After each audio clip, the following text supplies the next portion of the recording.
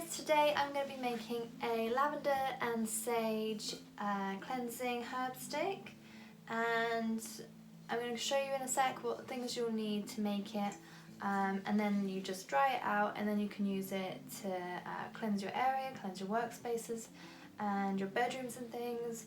And so sage is quite cleansing on its own, and then we've got some lavender because it's soothing and calming. And I really love lavender anyway, but I just think it's such a nice combination when you're trying to cleanse a room. So yeah, so those are the ones I'm using today, but you can use absolutely anything, any kind of herb that you want to. It doesn't have to be sage or lavender. I'm using regular garden sage, and just, I know this has a name, like a type of lavender it is, but I actually can't remember. And yeah, I hope it's a really simple tutorial. I don't know if you'd even call it a tutorial, but it's really simple to make, and yeah, it's just something I wanted to do to maybe help you guys make your own rather than having to buy it. You can add crystals into these if you want to as well. And it's a bit more personal, I think, well for me anyway. It's a bit more personal when you make it yourself with your own herbs out of your garden, or obviously if they're not in your garden that's fine too, but like, you know, you've collected those herbs yourself, and like the crystal is special, like it's your own personal one rather than buying it. So there is dog hair all over this lavender and it's just stuck there. I have a dog obviously, and he walks past lavender and all his fur just gets stuck in all the little buds. Anyway, so I thought I got it out, but obviously not. It's a super hairy lavender bud. Let's get on to the video. Right, so you will need herbs of your choice, a crystal, which is obviously optional. You don't need to use a crystal. I'm using amethyst. Amethyst is good for intuition and psychic abilities.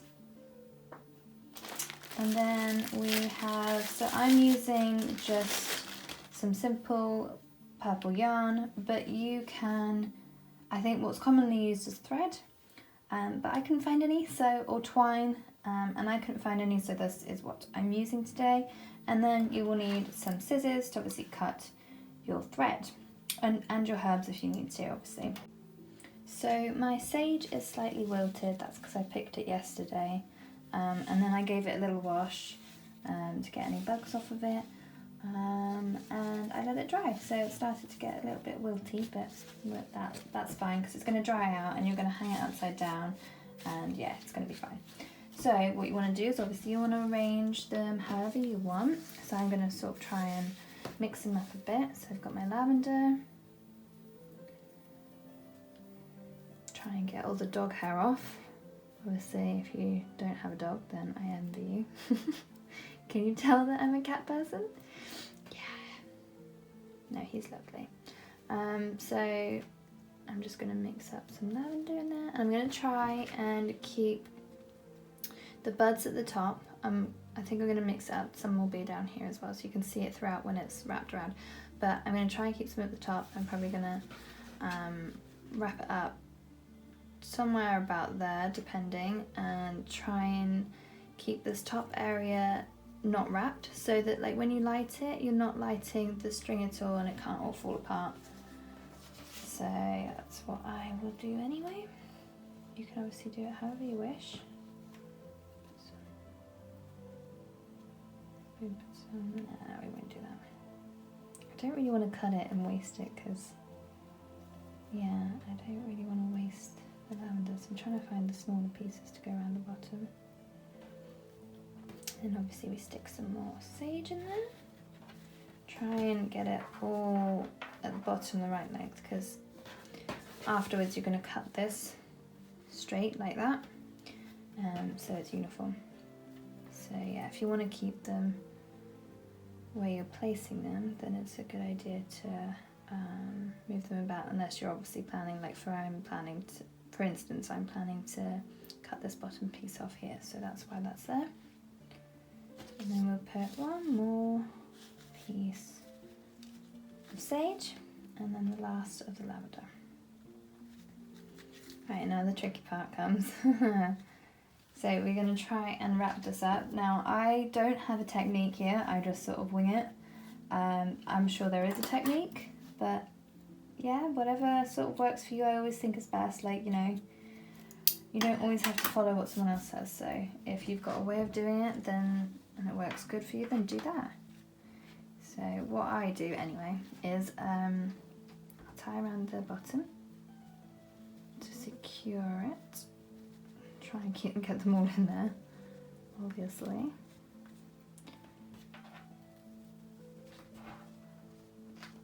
And then you want to try and tie that really tightly, because obviously it's going to dry out and it's going to become a little loose and you might have to re-tighten.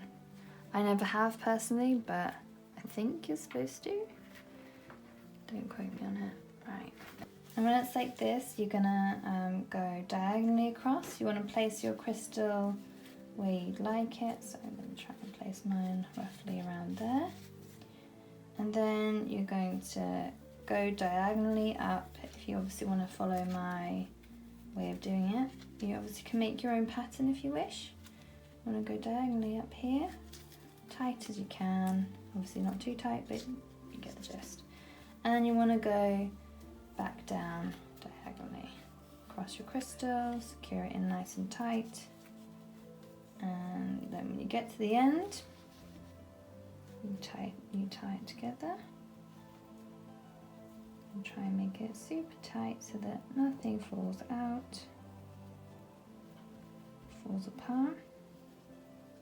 And then I like to double knot it because in a minute I will cut off these end pieces and it just holds it securely so you know they can't come apart or anything.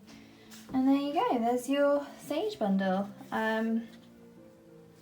Obviously if you're going to be having yours similar to mine, you're going to have this sort of top area a bit floppy, then just be careful when you're lighting it, because obviously these bits will be able to burn and fall off more easily. So I don't really want you guys setting your houses on fire, so yeah, that won't be good. So try and maybe keep something underneath it while you're lighting it and saging your room. Or if you want, don't make it all the way to the top like I did there. Keep it around there. You obviously will need to still have something underneath because it's obviously always safe, to make sure that you've got something to catch the ashes. But it will probably be easier not to have things flying around and falling off. And there you go.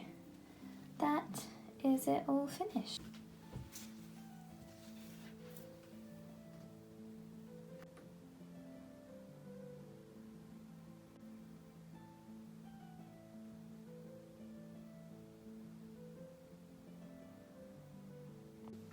Right, I hope you guys enjoyed that video. I did forget to say one thing. With your sage bundle, it's always a good idea to cut these end pieces. So I'm just going to do that now very quickly. So that they are all uniform like that. I mean, you don't have to, but I just think it makes it look a little bit neater. I think if I was going to do this again, I probably wouldn't leave so much at the top, but I do think it looks quite nice. So if you want to make maybe a decorative sage bundle, then that's probably a good way to do it. One quick thing that I forgot to say was to dry it, you can, well, I've read that you can leave it in a dark area such as like a dark cool drawer, but it's never really worked for me. They tend to go a little bit mouldy.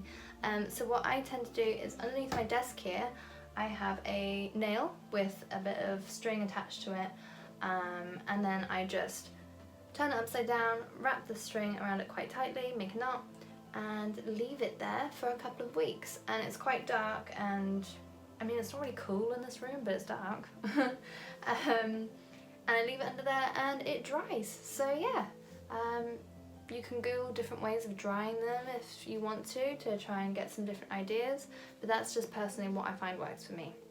I hope you guys enjoyed this mini witchy tutorial, and if you do make one yourself, please tag me in it. You can tag me on my Instagram, which is aia.naiya,